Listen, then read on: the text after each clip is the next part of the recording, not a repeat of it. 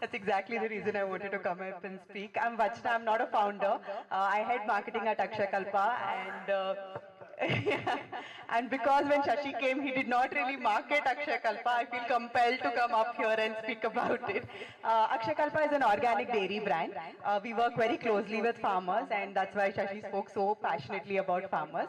But on the consumer side, what we've been trying to do is produce possibly the best milk possible in the country and ensure that consumers are able to get it.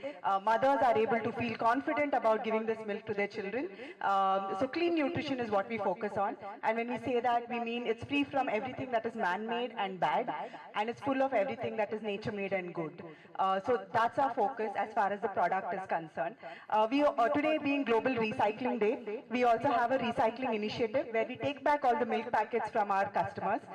We launched this last year in April on World Earth Day, and so far we've collected about 8,000 kg of plastic back from our customers from their doorstep, and we've recycled it. So if anybody wants to come and just speak about Akshayakalpa, I'm more than happy. Thank you.